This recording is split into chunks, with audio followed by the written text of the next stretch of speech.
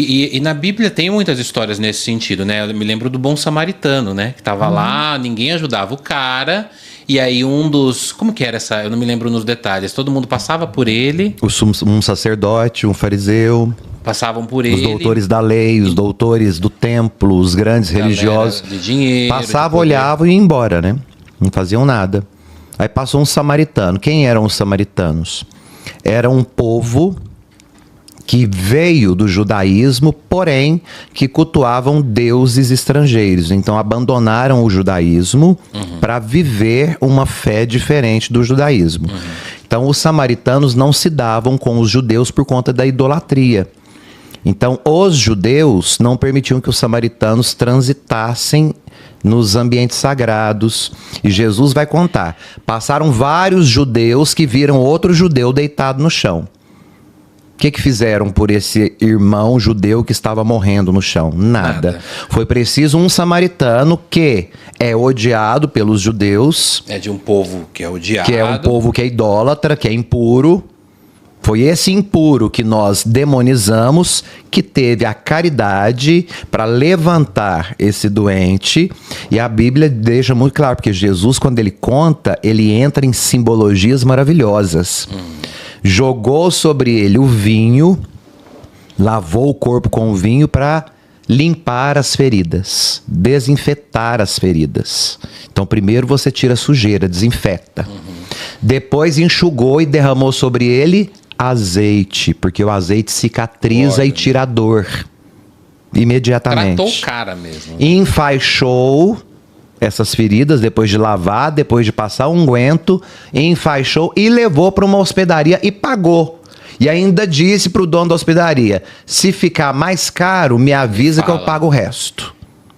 Então assim, os seus iguais não fizeram nada por você. Quem fez foi aquele que você demoniza porque não é igual a você.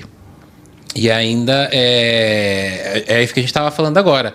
Mas esse judeu que estava lá sentado, ele estava pedindo ajuda. Ele não era um cara que não estava ali, que ninguém, ele estava pedindo. Os outros judeus viram ele ali, não nada fizeram. O samaritano demonizado, que era o cara que não deve... Sabe que eu passei por uma situação assim, Padre e Andréia, que foi bem...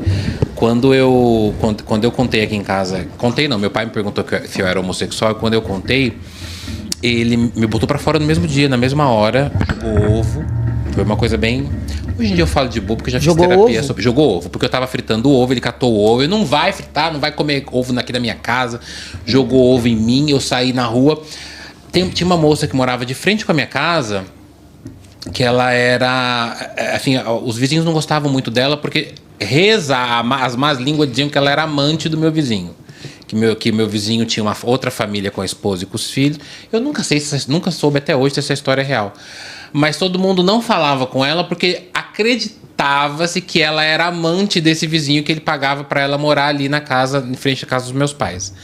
Quando meu pai fez a ruaça que fez, todos os vizinhos saíram para ver. E eles viram meu pai me jogar para fora, me empurrar para fora, vai. Sabe quem foi a única pessoa que perguntou se eu estava sofrendo maus tratos? Foi ela. Todos os outros ficaram. Ninguém faz nada. Ninguém fez nada. A única que falou: o que você está sofrendo maus tratos? Quer que eu chame a polícia? Entra aqui na minha casa. Geralmente, quem julga muito é incapacitado de agir. As pessoas que julgam muito, elas não têm a menor capacidade, elas não têm aptidão, elas não têm coerência, elas não têm maturidade para ajudar ninguém. Porque elas decidiram por julgar. São as pessoas mais desgraçadas que podem existir na face da Terra. O papel dela é esse, né? O papel dela é essa. Por quê? Desgraçado, quando eu falo, é totalmente sem a graça de Deus. A ausência da graça de Deus. Ou seja, são pessoas que vivem de resto. E esse resto, para elas, as deixam magoadas, infelizes, mal amadas. E elas têm que expressar isso por meio do ódio delas. Julgando, condenando.